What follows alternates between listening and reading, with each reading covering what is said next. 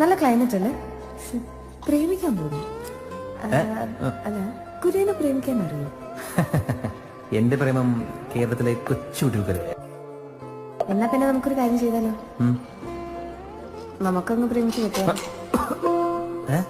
കണ്ണാടിയോടിഷ്ടം കൂടിയതെന്താവോ, കണ്ണാരയോ തേടി പാറണതെന്താവോ,